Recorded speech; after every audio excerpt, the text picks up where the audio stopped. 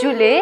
मैं हूँ संजनांगमो। आज हम पढ़ेंगे कक्षा छठी के हिंदी के पाठ्य पुस्तक किशोर भारती भाग 1 से पाठ नंबर 11वां, जो कि है एक कविता और जिसका शीर्षक है देश घाण। और इस कविता को लिखा है हमारे कवि हंस कुमार तिवारी जी ने। तो ये एक देशभक्ति कविता है। और पहले कविता को पढ़ने से पहले हम थोड़ा जान लेते हैं कवि की ओर। तो हमारे कवि हंस कुमार तिवारी जी जो है, उनका जन्म 15 अगस्त 1918 में हुई थी, बंगाल की राज्य में हुई थी। वह एक प्रसिद्ध साहित्यकार थे।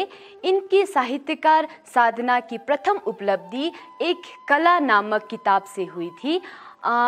तिवारी जी लेखक के साथ साथ एक सफल पत्रकार और संपादक भी रहे। तो ये तो हुई हमारी कवि के बारे में। अब हम चलते हैं अपने पाठ की ओर। तो पहले हम देखेंगे देशगान नामक जो कविता है, इसका थोड़ा सा सार। देशगान नामक कविता हंस कुमार द्वारा रचित एक देशभक्ति कविता है, जिसमें हंस कुमार तिवारी जी अपने देश की गुणगान करते हुए कहते हैं कि उन्हें अपने देश पर गर्व है, क्योंकि हमारा जो भारत देश है उसकी चरण को समुद्र छूते हैं। यानी उनका ये मतलब है कि भारत के पश्चिमी ओर से तीनों छोर से 3 बड़े समुद्र इसको छूते हुए नज़र आते हैं। और जो पूरब और उत्तरी दिशा में ये जो बड़े बड़े विशाल पहाड़ है, वो ऐसा प्रतीत होता है मानो एक राजा के सिर पर मुकुट। इतना सुंदर हमारा ये भारत दिखता है और यहाँ पर स्वर्ग निवास करते हैं। तो फिर कवि ये भी कहते हैं कि हमारा भारत देश इतना महान है कि यहाँ घर घर लक्ष्मी और सरस्वती का निवास होता है। कवि ये भी कहते हैं कि आदिकाल से ही, मतलब पहले ज़माने से ही भारत पूरे विश्व में, पूरे संसार में ज्ञान का प्रकाश फैलते आ रहे हैं। और कवि फिर कहते हैं कि सारे लोगों को, मतलब सारे जो करोड़ हमारे भारतीय वासी हैं, उनको रिक्वेस्ट करते हैं, उनको प्रार्थना करते हैं कि वो सारे एकजुट होकर आए और अपने देश का जय जयकार करें, उनका गुणगान करें। तो बच्चों, ये तो हुई हमारी पाठ का छोटा सा सार। अब हम चलते हैं पाठ की यानी कविता की ओर। तो सबसे पहले मैं कविता को एक बार आपको पढ़ के दिखाती हूँ। आप लोग भी अपनी पुस्तकें खोलिए, पृष्ठ नंबर है 79 और मेरे साथ कविता का आनंद लीजिए। तो मैं कविता को एक बार पढ़ के आपको दिखाती हूँ। हमको है अभिमान देश का, जिसके पाँव पखारे सागर, गंगा भरे सवारे गागर, सोए जिस पर स्वर्ग वही तो शीश मुकुट हिमवान देश का, जिसके रजकंड का कर चंदन, जुग जुग नभ करता पद वंदन, कली कली के प्राण खोलता स्वर्ण रश्मि का घान देश का, जग के जीवन के विकास में, जग के नैनों के प्रकाश में लगा हुआ है आदिकाल से ज्ञान किरण का भान देश का। कोटि बाहु में शक्ति इसी की, कोटि प्राण में भक्ति इसी की, कोटि कोटि कंठों में गूंजित मधुर मधुर जयगान देश का, कोटि कोटि कंठों में गूंजित मधुर मधुर जयगान देश का। तो ये तो हुई हमारी ये कविता। अब हम जानते हैं कविता का मतलब इसका अनुवाद करके मैं आपको बताऊंगी। तो हम इसको छंद वाइज पढ़ेंगे। छंद का मतलब होता है बच्चों स्टैंजा। तो हम स्टैंजा वाइज इसका अनुवाद करके अब इसको समझेंगे, ठीक है। तो सबसे पहला हम ये वाला यहाँ से यहाँ तक ले लेंगे। इसको मैं एक बार फिर से पढ़ती हूँ। हमको है अभिमान देश का, जिसके पाँव पखाड़े सागर, गंगा भरे सवारे घाघर, सोए जिस पर स्वर्ग वही तो शीश मुकुट हिमवान देश का। तो प्रस्तुत पद्यांश हमारे पाठ्य पुस्तक किशोर भारती भाग 1 से 1 में संकलित देशगान नामक कविता से लिया गया है। इसके कवि है हंस कुमार तिवारी जी। तो इस पद्यांश में कवि अपने भारत देश की प्राकृतिक सुंदरता का वर्णन करते हुए कहते हैं कि हमें अपने देश पर अभिमान है। अभिमान मतलब होते हैं बच्चों गर्व है। तो कवि कहते हैं कि हमें अपने भारत देश पर अभिमान है, क्योंकि हमारे जो भारत देश है उसके चरण को समुद्र छूते हैं। तो बच्चों, आपको ये पता नहीं होगा कि जो हमारे देश है वो 3 समुद्र से घिरे हुए हैं, और हमारा देश एक ऐसा देश है, मतलब एकमात्र ऐसा देश है, मतलब किसी विश्व में ऐसा कोई देश नहीं है जिसके नाम से ही उसके समुद्र के नाम पड़े हो। जैसे आपको ये दिख रहे हैं हिंद महासागर। हिंद महासागर का मतलब होता है बच्चों, इंग्लिश में इसे हम इंडियन ओशन कहते हैं। तो इस सागर मतलब ये सागर हमारे भारत के नाम से ही पड़ा है। तो है ना हमारे देश एक महान देश।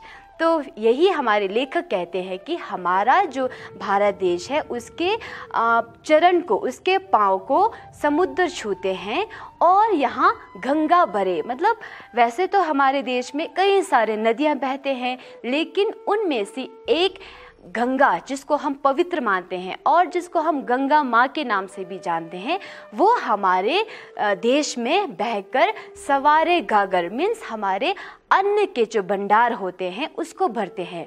अर्थात ये है कि जब गंगा के जब पानी हमारे खेत में पड़ते हैं, हमारे खेत खलियानों जो पौधों में पड़ते हैं, तो उनमें जान आ जाती है और उनमें बीज आ जाती है। तो जब खेतों में जब बीज आ जाती है, खेत सींच पानी से सींचते हैं तो उनमें अन्न आता है। तो इसके वजह से जो हमारे किसान हैं, और किसान के वजह से जो हमारे देश पूरे जनता के पेट पलते हैं। तो यही हमारे कवि का तात्पर्य है कि गंगा बरे सवारे घाघर, मतलब गंगा के पानी से हमारे अन्न के भंडार भर जाते हैं। फिर कहते हैं कि सोए जिस पर स्वर्ग वही तो शीश मुकुट हिमवान देश का। फिर कवि ये कहते हैं कि विश्व के विशाल से विशाल पर्वतें हैं, लेकिन उनमें से एक सबसे बड़ा विशाल पहाड़ जो कि हिमालय है, वो तो हमारे देश में ही है। हमारे देश के उत्तरी और पूर्वी छोर में इतने बड़े बड़े विशाल पहाड़ है जो हमारे देश को एक स्वर्ग जैसा बनाता है, और जहाँ देवता निवास करते हैं। इसका मतलब ये है बच्चों कि ये जो हिमालय पर्वत है वो हमारे देश की रक्षा करते हैं और हमारे देश को एक सुंदर सा देश बनाते हैं। तो इसके बाद हम चलते हैं बच्चों हमारे दूसरे छंद में। दूसरा छंद हम यहाँ से यहाँ लेंगे। तो पहले मैं इसको एक बार आपको पढ़ के दिखाऊंगी, फिर इसका हम अनुवाद भी करेंगे। जिसके रच कर्ण का कर चंदन, झुक झुक नभ करता पदवंदन। ये पद्यांश हमारे पाठ्य पुस्तक हिंदी के किशोर भारती भाग 1 में संकलित देशगान नामक कविता से लिया गया है, और इसके कवि है हंस कुमार तिवारी जी। यहाँ पर कवि अपने देश की सुंदरता और देश की सांस्कृतिक प्राकृतिक पर टिप्पणी करते हुए कहते हैं कि हमारे देश इतना महान है कि यहाँ के कण कण का मतलब होते हैं बच्चों ये रज कण है ना, जो मिट्टी के छोटे से छोटे जो हम इसे इंग्लिश में पार्टिकल्स बोलते हैं, इनमें भी ये भी कैसा लगता है, ये भी चंदन के समान लगता है। चंदन मतलब होते हैं, इसको हम इंग्लिश में सैफ्रॉन बोलते हैं और इसको लद्दाखी में हम चंदन भी बोलते हैं, और इसको हम पूजा पाठ में प्रयोग करते हैं।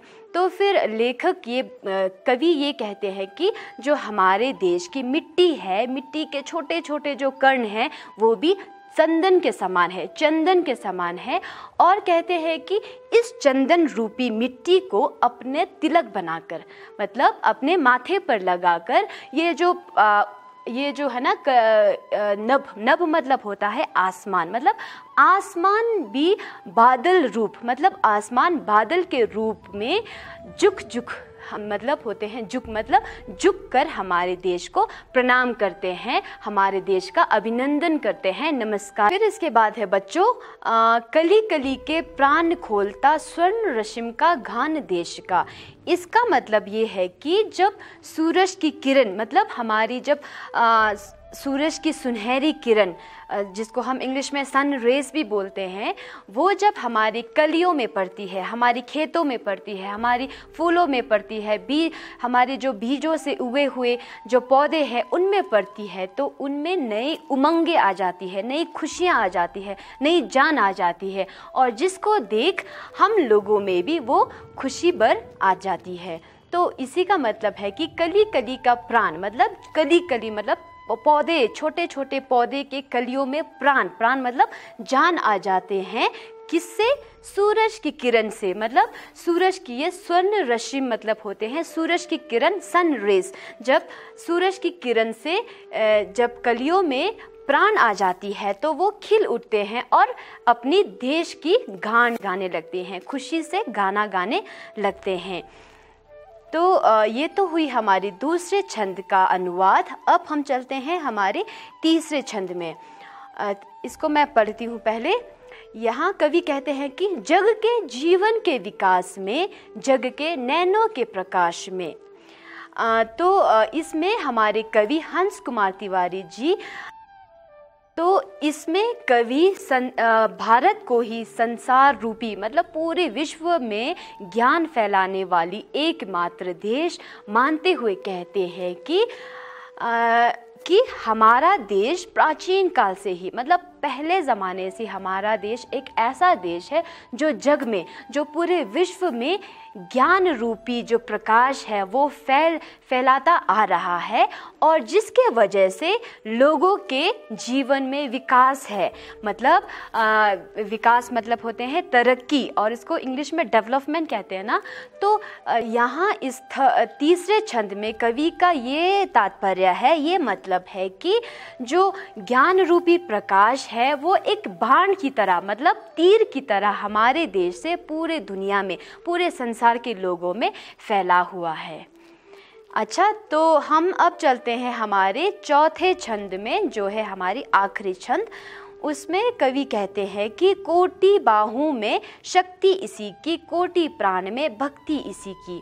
तो यहाँ हमारे कवि हंस कुमार तिवारी जी भारत के पूरे भारतवासियों को अपना शक्ति मानते हुए कहते हैं कि कोटि बाहों में शक्ति, मतलब कोटि मतलब होते हैं करोड़ों, करोड़ों जनता के बाहों में इतने शक्ति है कि जब हम एक साथ जुड़ जाएंगे तो हमें कोई नहीं पछाड़ सकता, दुनिया के कोई भी दुश्मन हमें हरा नहीं सकता। यही हमारे कवि का कहना है कि कोटि बाहों में, मतलब करोड़ों बाहें जब एक साथ मिल जाएंगे तो उसमें बहुत सारी शक्ति है। और कोटि प्राण, कोटि प्राण होते हैं करोड़ों प्राण, मतलब करोड़ों लोग अपने देश को, हमारे अपने भारत देश को नमन करता है, प्रणाम करता है, उसकी प्रार्थना करता है, भक्ति करता है। तो फिर कवि कहते हैं कि कोटि कोटि कंठों में गूंजित मधुर मधुर जयगान देश का। कोटि मतलब होते हैं करोड़। तो फिर कवि सबसे ये रिक्वेस्ट करते हैं, ये कहते हैं कि हमारे जो सारे करोड़ लोग हैं वो एक साथ मिलकर अपने कंठों से, मतलब अपने कंठ होते हैं गला, मतलब अपने मुंह से इस देश का जयगान करे, अपने मीठे स्वर से, अपने जितनी भी ताकत है वो सब मिलाकर अपने देश का जयगान करे, देश का गुणगान करे। यहाँ पर एक वर्ड है मधुर मधुर, मधुर मतलब होते हैं मीठे स्वर से अपने देश का जयगान करे, और हमारे देश की आन बान शान की जो रक्षा करते हैं, सीमा पर हमारे जितने भी सेनाएं हैं उनको सेनाओं के अभिवंदन में हम जयगान करें, ये देश गान गाएं। तो ये तो हुई हमारी आज की कविता का अनुवाद, मतलब इसका मतलब। तो बच्चों, अब इस कविता में कुछ ऐसे कठिन शब्द हैं जिनको आपने समझना है, मतलब जिनको आपको समझने के बाद ही इस कविता का अनुवाद कर सकते हो। तो इसके बाद हम कविता में आए कुछ कठिन शब्दों का मैं आपको अनुवाद करके इसका मतलब बताऊंगी। इस कविता में आए सबसे पहला जो कठिन शब्द है वो है अभिमान। अभिमान का मतलब होता है बच्चों गर्व। इसको इंग्लिश में प्राउड भी कहते हैं। इसका मतलब है गर्व, मतलब किसी चीज़ पर गर्व होना। और इसका दूसरा शब्द है पखारे। पखारे मतलब होता है धोना, मतलब किसी चीज़ को धोना, अपने पैर धोना या कपड़े धोना, उसको पखारे भी बोलते हैं। उसके बाद है गागर। गागर मतलब होता है बच्चों घड़ा, कलश बोलते हैं ना, जो मिट्टी का बना होते हैं, और इसे इंग्लिश में पॉट भी बोलते हैं। और गाँव में इसे अन्न रखने के लिए प्रयोग भी होते हैं और उसको बोलते हैं गागर। मतलब आपने वो मुहावरा तो सुना होगा, गागर में सागर, है ना, उसमें यही वाला गागर का प्रयोग होते हैं। और उसके बाद है शीश। शीश मतलब होते हैं सर, मतलब शीश झुकाना मीन्स सर को झुकाना। उसके बाद है मुकुट। मुकुट मतलब होते हैं ताज। इंग्लिश में इसे क्राउन भी कहते हैं, जो राजा महाराजा अपने सिर पर रखते हैं, उसे कहते हैं मुकुट। फिर एक शब्द है हिमवान। हिमवान आपने शायद नहीं सुना होगा, मगर आपने हिमालय तो ज़रूर सुना होगा। तो ये हिमवान और हिमालय दोनों एक ही मतलब होता है, हिमालय और हिमवान। फिर एक शब्द है रजकण। रजकण का मतलब होते हैं धूल का छोटा छोटा कण, मतलब जो सॉइल पार्टिकल्स होते हैं ना, मिट्टी के जो पार्टिकल, छोटे छोटे पार्टिकल्स होते हैं, इसको रजकण बोलते हैं। इसका हमारे सादे मतलब हिंदी में इसे धूल का कण बोलते हैं। कण मतलब होते हैं छोटा छोटा वो पार्टिकल्स। फिर एक शब्द है नभ। नभ मतलब होते हैं आकाश, आसमान, ठीक है। उसके बाद है पद। पद तो सुना होगा, पद मतलब होता है पैर। पैर, हमारे जो पाँव होते हैं ना, उसको हम पद बोलते हैं। फिर है वंदन। वंदन का मतलब होते हैं नमस्कार करना, वंदना करना, प्रार्थना करना। जैसे हम पढ़ने से पहले सरस्वती माँ की जो प्रार्थना करते हैं, वंदना करते हैं ना, तो वही वंदन है। वंदन करना, नमस्कार करना, प्रणाम करना। उसके बाद एक शब्द है स्वर्ण रश्मि। इसको मैंने पहले भी बोला था। स्वर्ण रश्मि का मतलब होते हैं सुनहरी किरण। इसको इंग्लिश में हम सन रेज बोलते हैं। जैसे देखिए आप, सुनहरी, सुनहरी में मतलब होते हैं जो गोल्ड, जो सोने जैसा एक रेस आता है ना, जो सूरज से एक रेस आता है, उसको हम सुनहरी किरण, किरण मतलब होते हैं रेस, और ये सूरज की किरणों को हम स्वर्ण रश्मि भी कहते हैं। उसके बाद है जग। जग तो सुना होगा। जग मतलब होते हैं संसार, मतलब दुनिया को हम जग भी कहते हैं। उसके बाद एक शब्द है विकास। विकास मतलब होते हैं बच्चों तरक्की, मतलब डेवलपमेंट भी इसे इंग्लिश में हम कहते हैं। विकास मतलब होता है तरक्की। उसके बाद है एक नैनो। नैनो मीन्स आँखों, मतलब आँख को नैन बोलते हैं, तो नैनो को हमने आँखों करके लिखा है। ये बहुवचन में इसको दिखाया हुआ है।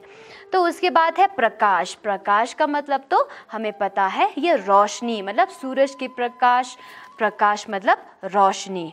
उसके बाद है आदिकाल। आदिकाल का मतलब होता है प्रारंभ का समय, मतलब बहुत साल पहले, मतलब पहले का समय। इसको इंग्लिश में एंशिएंट टाइम्स भी हम कहते हैं।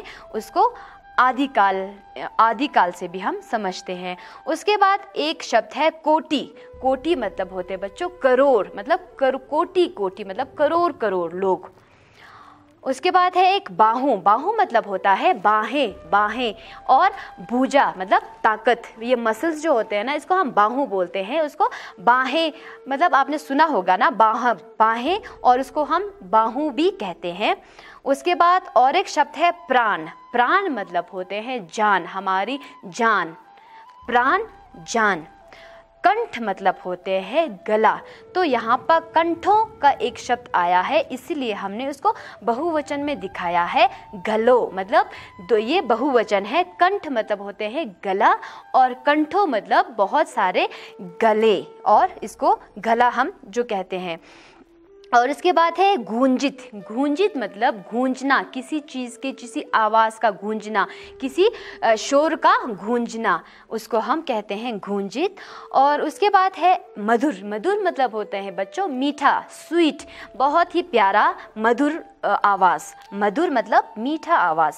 जयगान का मतलब होता है जीत का गीत, मतलब ऐसा गीत जो किसी जीत के बाद हम गाते हैं उसे हम कहते हैं जयगान। जो हम अपनी देश की शान में हम जो गीत गाते हैं उसको हम कहते हैं जयगान। तो इसी के साथ हमारे आज का ये पाठ ख़त्म होता है। मुझे पूरी आशा है कि आपको ये पाठ समझ आ गया होगा, और अगर आपको इस पाठ में से कुछ कठिन लगे हों या कुछ समझ नहीं लगे हों तो आप मुझे स्क्रीन पर दिए हुए नंबर पर कॉल कर सकते हैं, मैसेज भी कर सकते हैं। तो हम किसी दूसरे वीडियो में फिर से मिलेंगे। तब तक सुरक्षित रहिए, सुखी रहिए। जय हिंद, जय भारत, झूले।